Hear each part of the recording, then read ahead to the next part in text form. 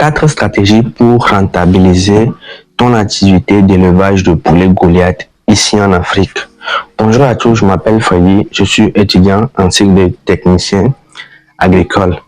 Dans la vidéo d'aujourd'hui, je me propose à vous donner 4 stratégies à utiliser si vous voulez rentabiliser votre activité d'élevage ici en Afrique. Sans plus tarder, générique.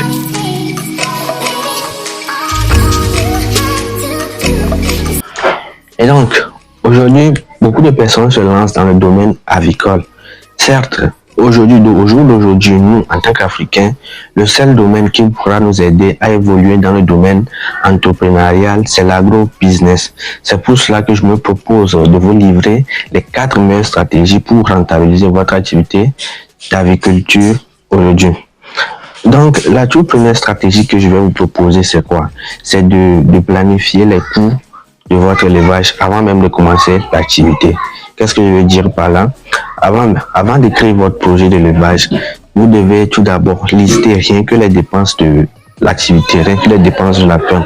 En parlant de dépenses, il y a les dépenses liées à la construction du poulailler, les dépenses liées à l'achat des matériels, abreuvoirs, mangeoires, tout ce qu'on sort, les dépenses liées à l'alimentation des poulets.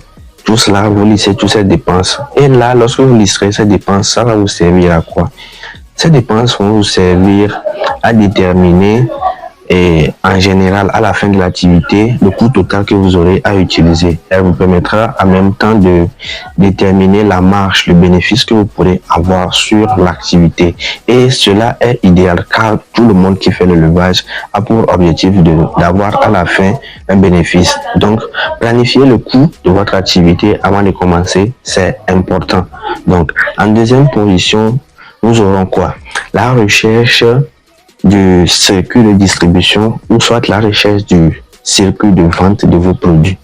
Bien avant de commencer votre activité, qu'est-ce que vous devez faire? Vous devez chercher un circuit.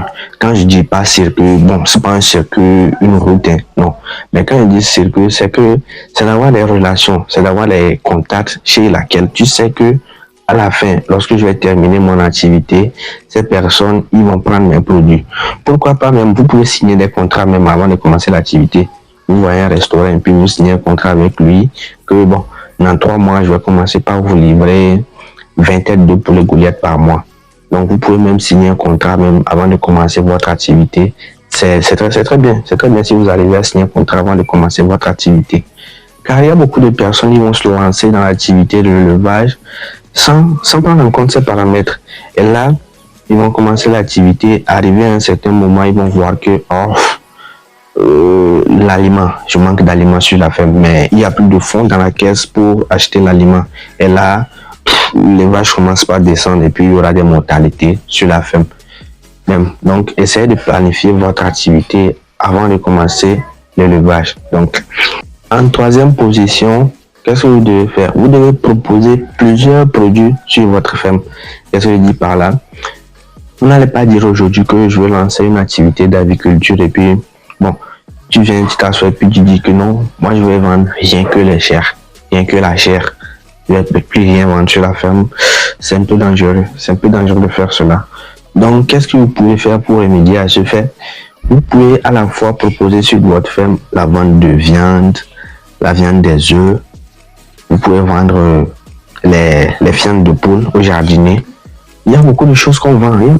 Il y a beaucoup de produits dérivés dans l'activité de l'aviculture. Donc, avant de commencer votre activité, vous devez prendre en compte tous ces produits dérivés et calculer la rentabilité avec ces produits avant de commencer votre activité. Et même si vous ne faisiez pas ça, supposons que vous faites votre activité et puis vous faites la production des poussins, par exemple. Et arrivé à un moment, vous voyez que, par exemple, vous faites votre incubation des œufs, vous faites par exemple l'incubation de 500 œufs par mois ou bien par semaine. Et arrivé à un moment, vous avez plus de 500 œufs. Donc vous allez voir là, si vous ne proposez pas plusieurs produits sur votre ferme, vous allez voir que ces œufs-là, ils seront détruits. Parce que vous n'avez pas les moyens de vous occuper de ces œufs. Donc essayez de proposer plusieurs produits sur votre ferme à la fois. C'est très bien. Ça va vous donner une très bonne rentabilité sur la ferme. Donc, en quatrième position, la stratégie dont je vais vous parler, c'est quoi? C'est de cibler les périodes de fête. Qu'est-ce que je veux dire par là, cibler les périodes de fête? Par exemple, la fête de décembre qui arrive très bientôt, les fêtes de fin d'année. On sait que les fêtes de fin d'année, c'est déjà à partir du 20, 25 au 31.